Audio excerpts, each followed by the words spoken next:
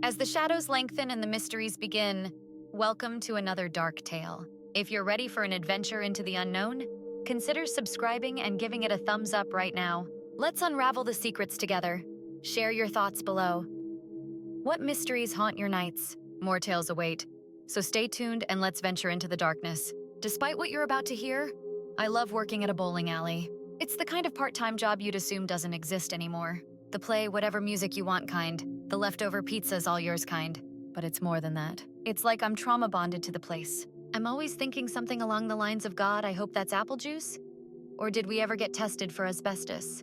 It's falling apart? The beer is cheap? And I'm going to remember this job for the rest of my life. That said, it freaks me the fuck out sometimes. I'll give some background first. This bowling alley is tucked away in the middle of nowhere, rural Ontario. The roads have no streetlights, and if you drive just a few minutes further, there's nothing but trees and fields. We open at 5 p.m., so in winter it's dark by the time we start our shifts, let alone finish. And because the area is kinda sketchy, we always work in pairs. Sometimes it's just me and my 17-years-old coworker serving beers to a dozen burly men, dodging princess and sweetheart at every turn. But other times we're complimenting kids on their Disney costumes and getting free plates at potlucks. I take the good and the bad day by day. If you haven't worked at a bowling alley, you probably don't know what the back looks like.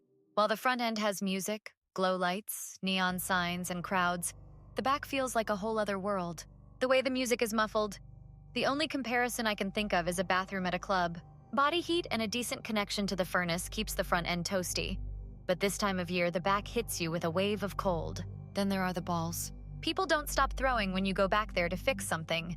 So amid the grinding of gears and pulling of chains, you're hearing fast-moving balls slam into the backboards again and again. Of course you wonder whether one will slip through, hit you in the spine and paralyze you for life. Or maybe your hair will get caught in the ball lift chain, and you'll be slowly scalped with the power button just out of reach. Yeah, it's not safe.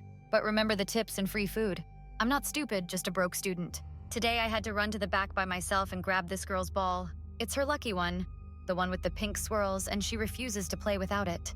My 17-years-old coworker, we'll call her Jess, was busy mixing drinks, so I had the honor of climbing down into the dark well on lane 9 and fishing the ball out.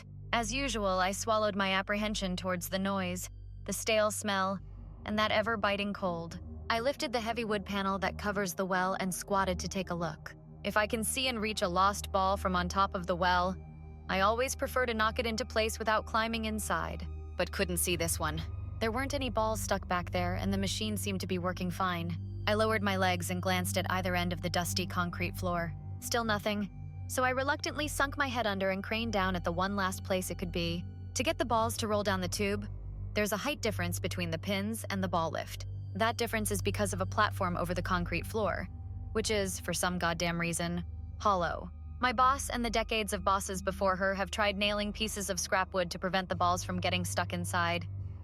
But nothing works. Stray balls will slam into the back wall with enough force to kill a small animal, then bounce right into what is essentially an endlessly dark, unknowably deep crawl space.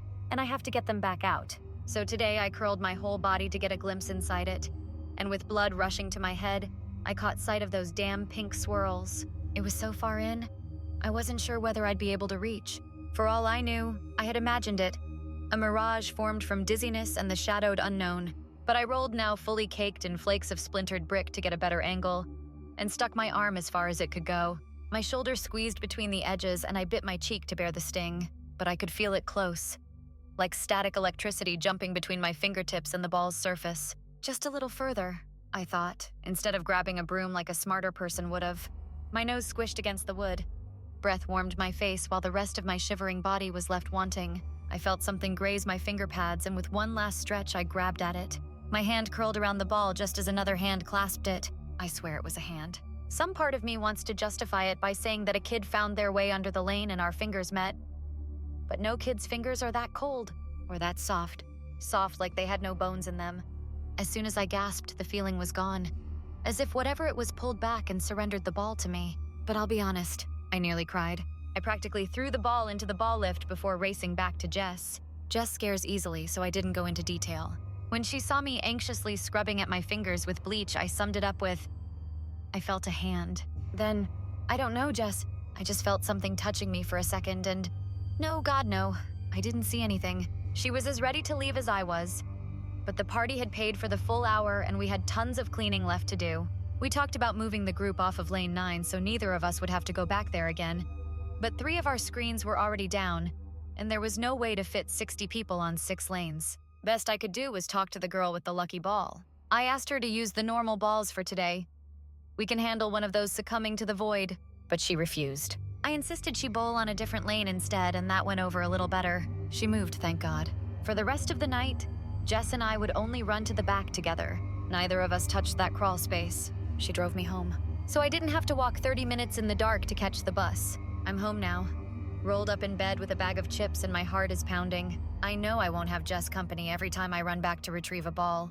I know I'll eventually have to reach into that hollow space again, especially during Monday leagues when all the old farts brings their expensive balls from home. It's my job. I don't have a choice. Should I quit? I've put up with far more real danger. Rusty nails sticking out, balls flying at my knees, tripping hazards as I tiptoe past those 10 feet deep wells. It feels pathetic to consider quitting over something I probably just imagined, but I can't get it out of my head. The worst part is, I think I lied to Jess without even realizing it. 'Cause when I watched the girl pack up her ball, I got a better look at it. It's not pink at all. It's blue and black. I thought it had pink swirls because I saw something vaguely round and pink when I reached into that crawl space. But it wasn't her ball. I don't think it even was a ball. After my Monday shift, I'll give this post an update. If I don't call in sick, I might still be throwing up by then. Thanks for reading. Wish me luck.